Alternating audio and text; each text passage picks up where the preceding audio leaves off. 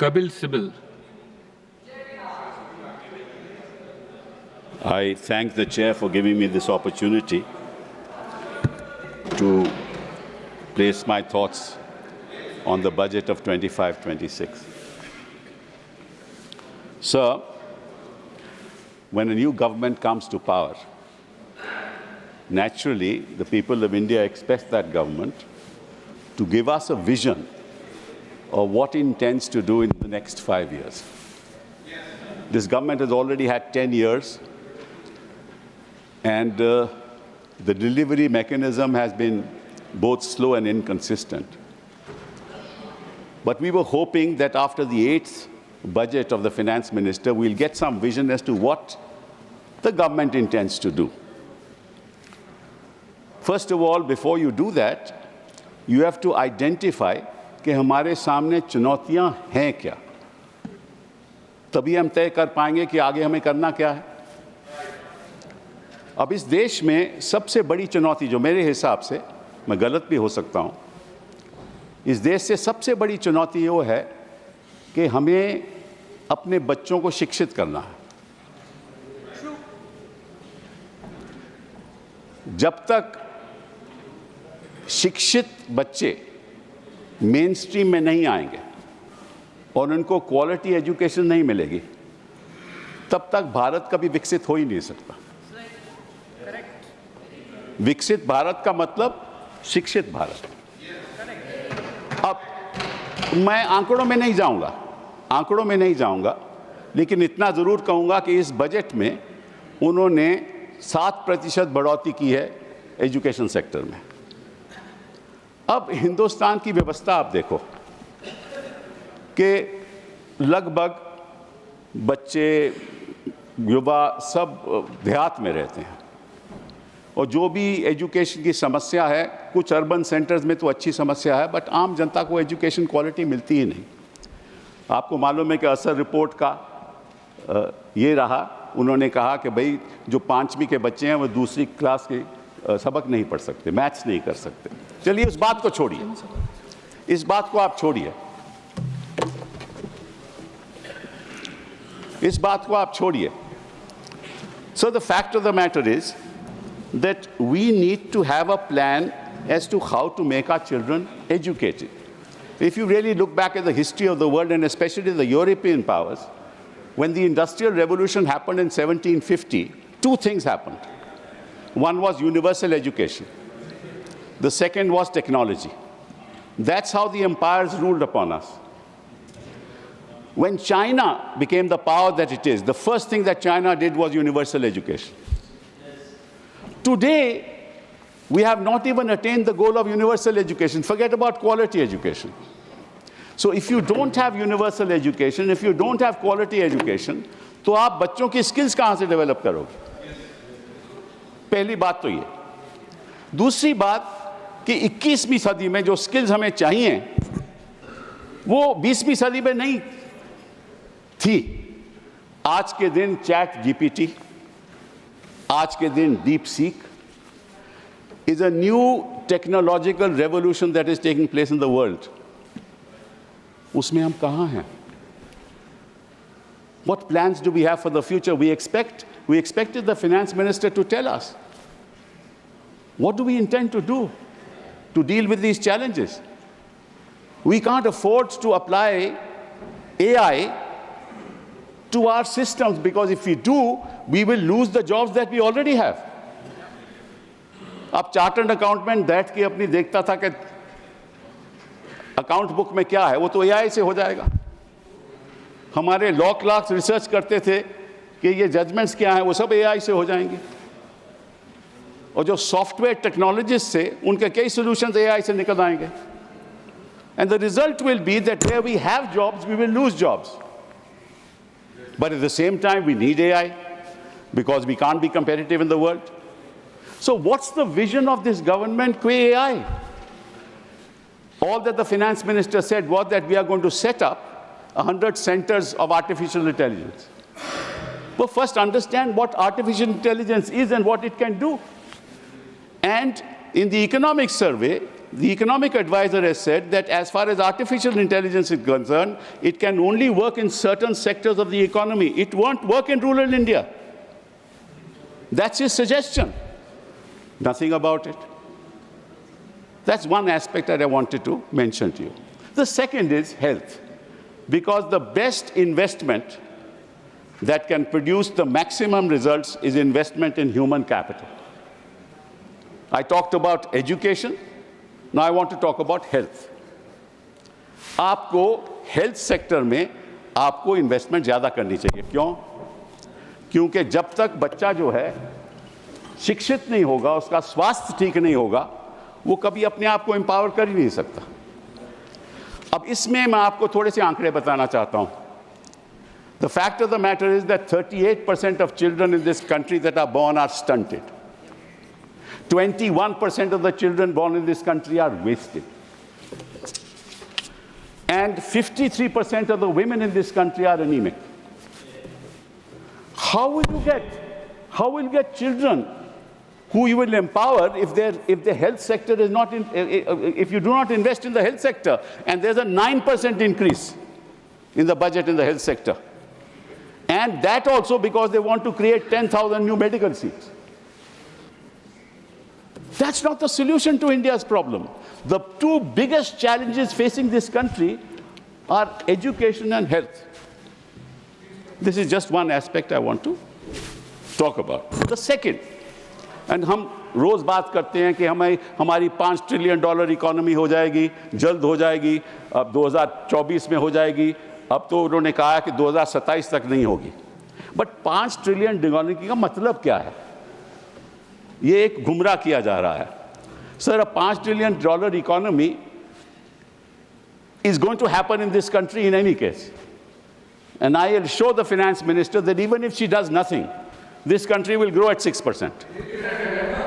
It will grow at 6%, even if she does nothing. Don't laugh. It's a serious issue. Don't laugh at it. It's a serious issue. This country has been growing at 6.3%, 6.7%, and it will continue to grow.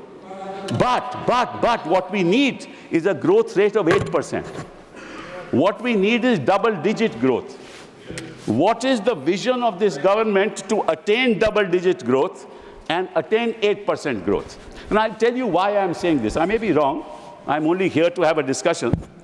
I may be wrong, sir, but the fact of the matter is, if you look at the economies, look at the BRICS economies, our per capita income is $2,540 is our per capita income. If we compare it to the BRICS economies, Russia's per capita income is $14,000. China's per capita income is $13,000. Brazil's per capita income is $11,000. South Africa's per capita income is $5,970. And we are $2,940. And we will be a $5 trillion economy. What's the point of these numbers? That's why I was saying that with the growth of 6%, you will reach there, and you will reach there in 2027. I'll congratulate the finance minister. But how do you empower the young? How do you make per capita income in this country $14,000, $13,000, $10,000? You have no vision for it. That's really the point that needs to be looked at and discussed on the floor of this House. Let me, sir, tell you another thing, which is even more important. And that is, sir, that we have certain external challenges that we'll have to face. You just saw Trump has announced that there's going to be a tariff on steel imports. Luckily, we don't export too much of steel. But the fact of the matter is that while the Prime Minister is going to America and will certainly have a dialogue with Trump, there are some imponderables that may happen in the course of time, and as a country we have to be prepared for it. Assuming that you impose a 5 or 10% tariff on software exports. I'm just giving an example. What's the consequence of that on our software industry? Phenomenal. We'll be non-competitive. How do we deal with that problem?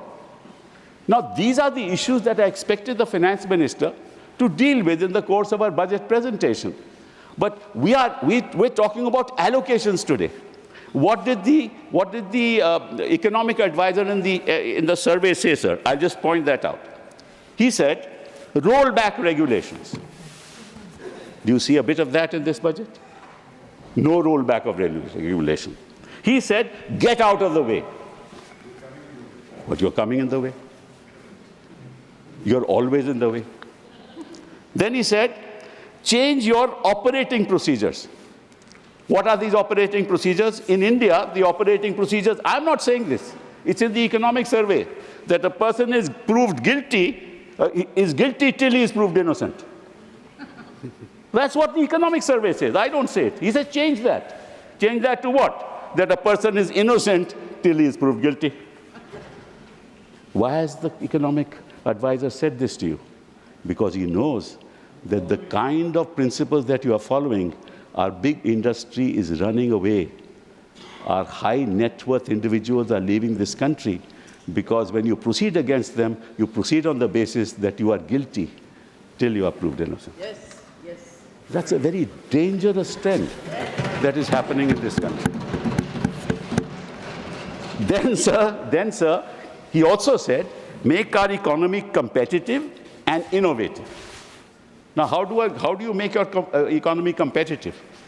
If most of your people in this country are involved in agriculture, and you have a dream of making India a manufacturing economy, and you have proclaimed that we'll contribute, the manufacturing economy will contribute 25% of the GDP. The fact of the matter is that whereas it was 16% of the GDP earlier, it has come down to 15%. 12.9%, my learned friend corrects me. In other words, your manufacturing, the GDP has decreased. Now, if you do not become a manufacturing economy, how will you become competitive? And what has the finance minister said about the budget on that? Nothing. How do you become innovative? You only become innovative if you put money into R&D. The money that is put into R&D in US is $650 billion a year. In China, it's $500 billion a year. And what is it in India? $50 billion a year. Unless you invest in R&D, you won't create. Sir, I just want to give you an example. Take this mobile phone. Now, this mobile phone, actually the hardware is in somebody else's hands, the Europeans' hands. The software solutions are produced by us. Now, the software is sold to the owners of hardware. So that software ownership goes to the hardware company. And then that company allows you to use the phone and charges you for the software. That's what it is. They give you a license fee. All right, you're using my phone, you pay this much. This is what is happening. Sir, I was Minister for Telecom. I asked the telecom industry, what is it in the telecom sector that you manufacture? Nothing. They're service provider. They don't manufacture anything. Your routers, everything is manufactured from abroad. How are you going to become competitive? What's the vision of this government? What's the vision of this government in the finance bill, in this budget, as to how we'll compete with the rest of the world? This is a very serious issue, sir. Now, I'll tell you, sir, there's another thing that I want to mention. That is that he said that now we have to deal with domestic growth. Don't rely on growth through your external exports, because you need to give more money into the hands of the people of this country. And on that, sir, I just want to point out very, very interesting data that, in fact, sir, there are about 8.09 crores in this country people who pay income tax. Of those 8.9 crore people, about 4.9 crore actually pay tax, zero tax. And you are left with 3.19 crore people who actually pay tax. So with 140 crore people in this country, 3.19 crore people pay tax. So give me a few minutes more. Few minutes. Just 3.19 crore people pay tax. Now, of the 3.19 crore, that is 2.2% population of this country. So you can have two inferences on that. एक तो कि कई लोग tax ही नहीं देते, तो पकड़िए फिर उनको, और उनके पास इतना पैसा है ही नहीं कि वो टैक्स दें, तो उनके हाथों में पैसा दीजिए। आपने दोनों चीजें नहीं की। और रियलिटी ये है sir, that 50% of income group spend of income. Thank you, sir. But 2 minutes. Just 2 minutes, sir. 1 minute. 1 minute. Okay, fine. There's a report of 2023 Oxfam report which says survival of the richest, the India story. What does it say? The bottom 50% of income group spends a higher percentage of their income on indirect taxes than the 40% and the top 10% combined. The bottom 50% of the population at an all-India level pays 6 times more indirect taxation as a percentage of income compared to the top 10%. And what do you do? What have you done? You have not given any money to the bottom 50% of the people. So, sir, I'll just conclude now by saying only one thing. Don't sell dreams. Give us a dream. Mr. Chidambaram gave it. Give it to us. Thank you. We want a dream budget. Thank you. We want India to move forward.